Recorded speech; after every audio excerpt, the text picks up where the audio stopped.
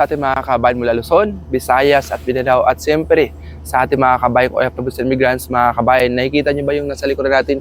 Yes, opo, ito po yung sasakyang Pandigma from South Korea, mga kabayan. Ito po yung kakarating lang ngayong umaga at nandito tayo ngayon sa area ng Manila Bay kung natunghayan natin yung pagdak o pagdaong ng dalawang sasakyang Pandigma galing po sa South Korea.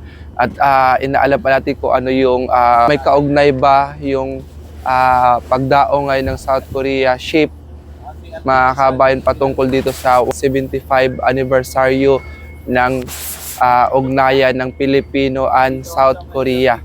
So tara, at inform ko kayo kung anong meron sa 75 anniversaryo ng ugnayan ng South Korea and Pilipinas.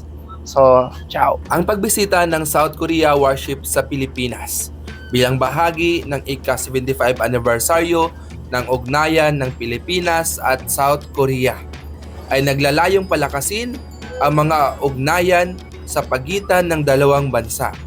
Ito ay isang pagpapahalaga sa matagal na kaugnayan at pagkakaibigan ng Pilipinas at South Korea. Ang pagbisita ng warship ay maaaring magpapakita ng suporta at kooperasyon sa larangan ng security at depensa sa pagitan ng dalawang bansa. Ito'y isang pagkakataon upang palakasin ang mga samahan at pagpapatibay ng kooperasyon sa iba't ibang aspeto ng relasyon ng Pilipinas at South Korea.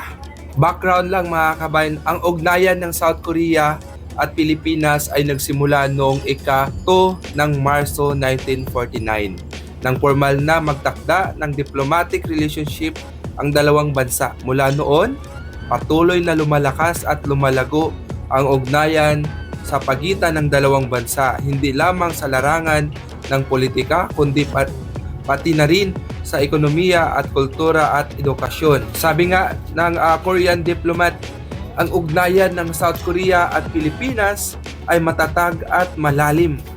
Kami ay nagpapahalaga at malasakit sa suporta na ipinapakita ng mga Pilipino sa aming bansa sa pamagitan ng mga cultural exchange program at economic cooperation. Patuloy nating pinapalakas ang ating ugnayan. Hindi lamang sa aspeto ng kultura at edukasyon nagkakaroon ng malasakit at ugnayan ang South Korea at Pilipinas, kundi pati na rin sa ekonomiya. Maraming mga Korean companies ang nagtatayo ng mga negosyo at nagbibigay ng trabaho sa Pilipinas. Sa pamagitan ng ganitong kooperasyon, nagkakaroon ng pag-unlad at pagkakataon para sa kapwa natin bansa. Muli, maraming salamat sa lahat ng nag-subscribe at nag-share at siyempre nagpala sa ating videos. Hindi man ganun kagaling tayo gumawa, at least kahit papaano may kakaunting na i-share at hopefully na sana may natutunan kayo sa vlog natin na ito. Kung maaari, kung nagustuhan nyo at gusto nyo pa akong ma-improve, tulungan nyo po ako i-like and share, and ingat po kayo. Merry Christmas sa atin lahat. Doon pwede pa paglaruan.